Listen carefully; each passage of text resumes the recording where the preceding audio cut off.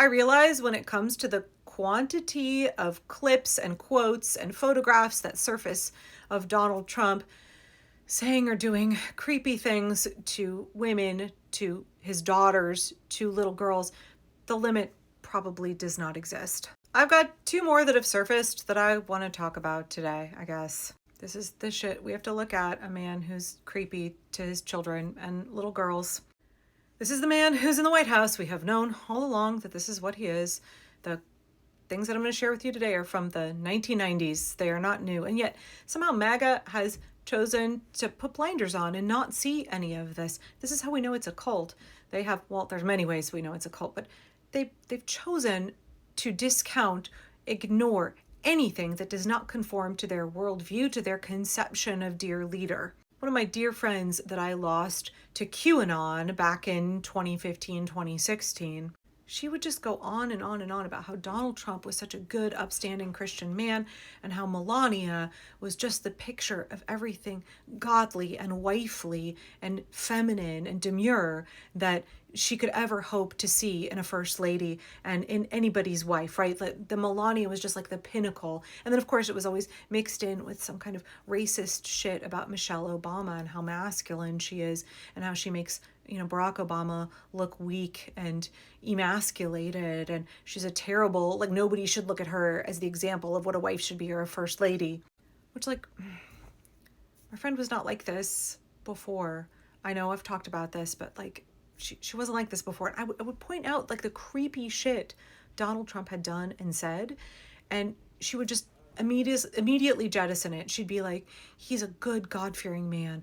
God has chosen him. He's God's anointed. So, like, even when directly confronted with this kind of behavior, she still chose to vote for him. She still chose to support him. She still believed that, like, he was a God-fearing Christian, a good husband, and a good father. There was no arguing. There's no rational conversation I could have had with her. So I guess in some ways I'm going to show you this video and then this picture, which are very much real, and I'll talk about that in a minute, without any real expectation that it will get MAGA to quit the cult.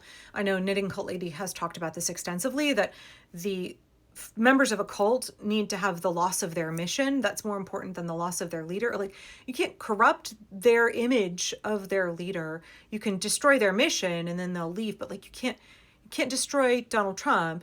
And that when we look at other cults, I'm always particularly interested in fundamentalist cults, either Mormon or like Christian. So you have, with the FLDS, Warren Jeffs is in prison and they still worship and adore him. If you look at the cult that the Duggars are a part of, IBLP, Bill Gothard, their cult leader, he had to step down after accusations of all kinds of inappropriate conduct with young girls. But that cult also didn't fall apart, and they also still have respect for Bill Gothard and still use his wisdom booklets. But that wasn't enough. That wasn't enough for them because they still have the mission to keep them going. So, but maybe the fact that what Donald Trump has done and said that's really fucking creepy is tied to the Epstein files, and the Epstein files are their mission. Maybe I do have a tiny bit of hope that the more we talk about this, the more it will impact MAGA. So first off is this video, which several folks on my YouTube asked me to talk about and asked me if it was real. Thursday night. You going up the escalator? I'm going to be dating her in 10 years. Can you believe it? A better angle. Soon. Thursday night. You going up the escalator? I'm going to be dating her in 10 years. Can you believe it? Okay. Behavior towards women, ET discovered this footage in our archive, which we provided to CBS News. So that footage was from 1992, an interview that Trump was doing for Entertainment Tonight for their Christmas special. ET gave it to CBS News during the first Trump campaign, and it was shared widely online in 2016. I know that second clip said that the girl was 10 years old. Her age has not been confirmed by any credible news source I have seen. She's quite young, though. And he also made the comment, I'm going to be dating her in 10 years. Now, to give him credit, I can't believe I'm able to give him any, but he was in 1992 divorced from Ivana Trump and had not yet married Marla Maples. But he was 46 years old talking to a middle school age, late elementary age girl. He knew he was being filmed for a Christmas special for Entertainment Tonight. He was talking to a reporter. He was saying that in public. He knew that it wasn't behind closed doors, and he thought that that was a funny joke, that she was, who knows, 9, 10, 11 years old, and that he thought in 10 years he'd be dating her. Who looks at a elementary school age child and fantasizes about when they are old enough to date? 46-year-old. He was a 46-year-old man. That was released and shared widely during his first presidential election. Not a red flag for my friend I lost to QAnon, not a red flag for any of the Trumpers back then. There was no bridge too far for these folks. There was nothing creepy he could have done or said that would have dissuaded them from voting for him.